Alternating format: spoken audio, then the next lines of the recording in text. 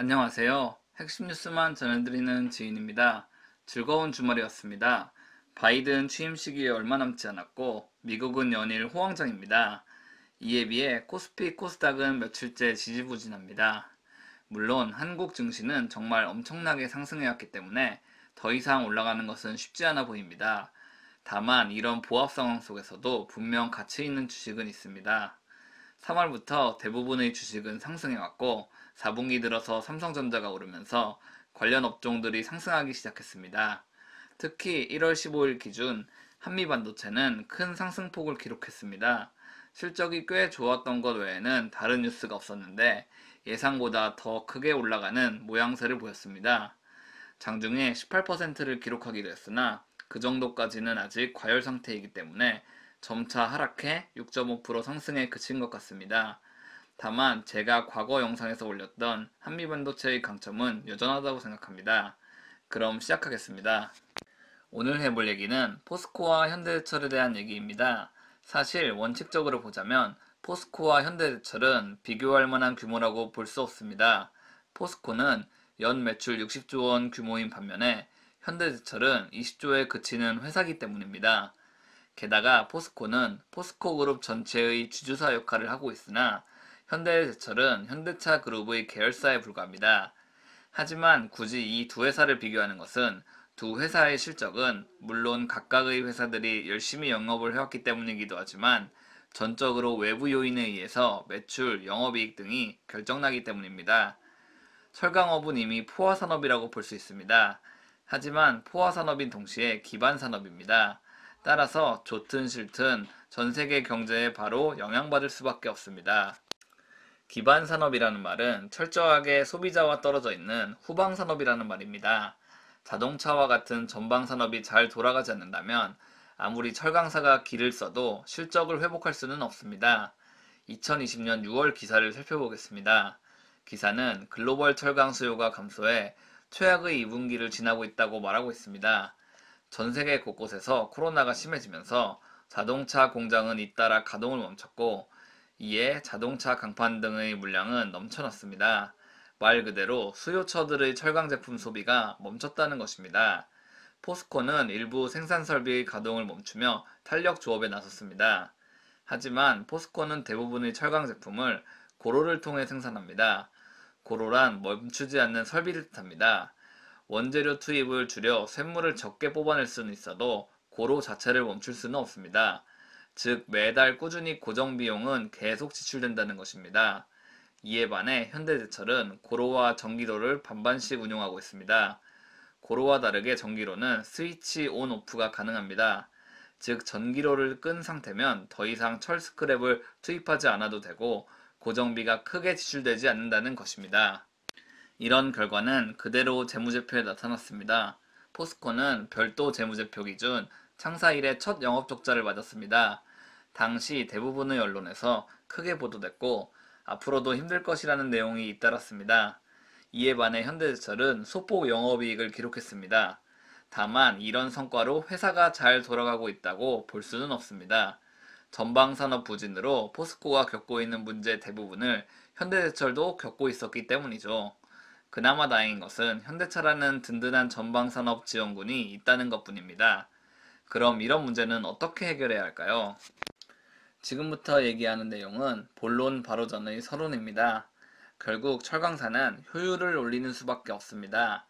언제부턴가 모든 철강사는 캐파 증설에 큰 의미를 두지 않습니다. 중국, 일본, 룩셈부르크 등 대부분의 철강사들의 공급량은 엄청난 수준이기 때문입니다. 따라서 이런 상황에서는 무조건 효율성을 올리는 것이 가장 중요합니다. 이런 상황에 최정우 포스코 회장의 행보는 눈여겨볼 만합니다. 2018년 취임 후 최정우 회장은 취임 100일을 맞아 100가지 개혁 과제를 발표했습니다. 특히 주목할 만한 점은 포스코의 업무 효율성을 끌어올리겠다고 말한 점입니다. 캐파를 늘려 회사의 미래를 확보하기보다 스마트 공장을 통한 효율성 증대, 불필요한 비용 감소 등을 통해 철강 산업의 효율성을 극대화시키자고 강조했습니다. 그리고 많은 분들이 아시다시피 미래는 포스코 케미칼의 2차 전지 소재 산업에 달렸다는 말도 행사마다 강조했습니다. 이는 철강 캐파는 현 상태를 유지하면서 효율성을 끌어올리게 돼 다른 사업을 꾸준히 모색하자는 말입니다. 그런데 외부 경제 상황에 영향을 크게 받는 포스코가 왜 앞으로 좋아질 것이라고 제가 제목에 언급하신 걸까요?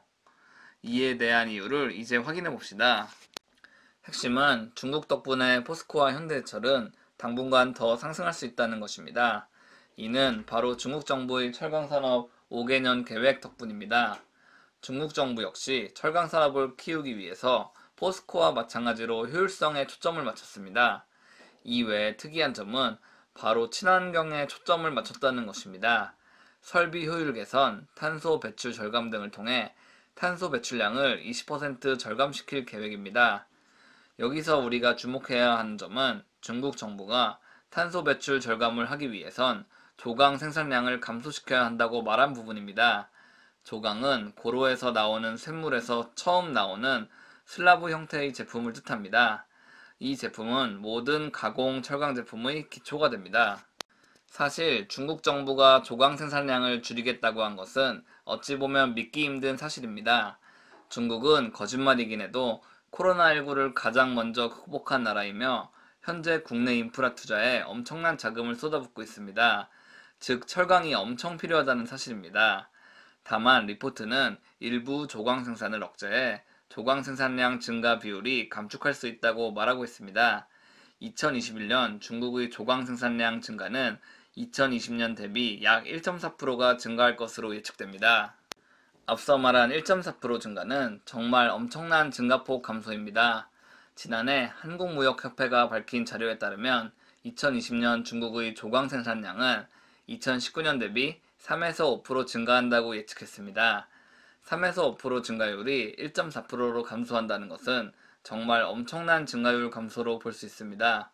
물론 철강 제품 총 생산량은 당연히 늘어나겠으나 늘어나는 공급량보다 수요폭이 더 클 것이기 때문입니다.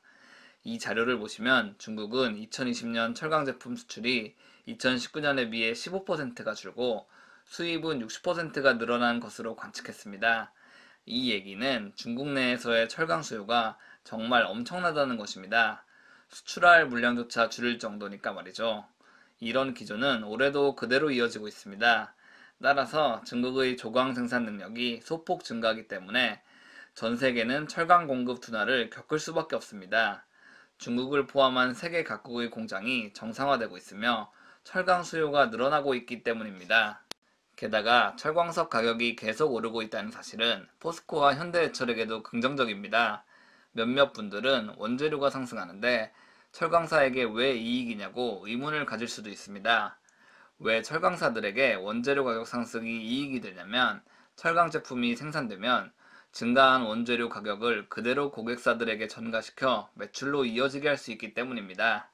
지금과 같이 중국발 철강 제품 공급이 부진할 때는 더욱 국내 철강사들의 입김이 세진다고 할 수 있습니다. 수년 동안 후판 가격을 동결했던 조선업계도 더 이상 동결을 주장하기에는 힘든 상황입니다. 그래프를 보시면 4분기 10월부터 올해 1월까지 철광석 가격이 크게 상승했습니다. 그런데 모든 분들이 아시다시피 조선업계의 대량 수준은 4분기부터 시작됐습니다. 이런 대량 수준은 올해도 여전히 이어지고 있고요. 당연히 조선 3사들의 실적은 개선될 것입니다. 이런 상황에서 또 후판 동결이라는 카드를 꺼내기는 쉽지 않을 것입니다. 여태까지 철강사들이 계속 양보만 해왔기 때문입니다. 게다가 철광석 가격이 증가하면 중국 업체들도 철강 제품 가격을 고스란히 올릴 것입니다. 이에 한국 철강사도 함께 가격을 올리는 것은 당연하다고 볼 수 있습니다. 오늘은 포스코와 현대제철 그리고 중국의 입장에 대해 파악해봤습니다. 한마디로 말하자면 중국의 조강 생산률이 둔화될 것이고 전 세계 철강 제품 수요는 증가할 것이라는 말입니다. 이에 더해 철광석 가격 상승이 매출 상승도 이끌어내게 될 것입니다. 기반 산업이 회복하고 있습니다. 3월부터의 현대제철과 포스코의 그래프를 보시면 여태까지 너무 올라왔다고 생각하실 수도 있습니다.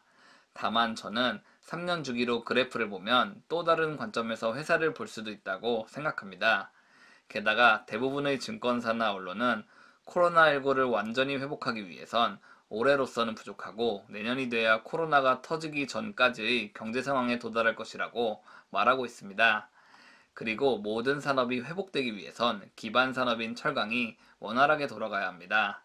어찌 보면 조선업이 점차 개선될 것이라는 것과 동일한 기조라고 볼 수 있습니다. 지금까지 핵심 뉴스만 전해드리는 지인이었습니다. 감사합니다.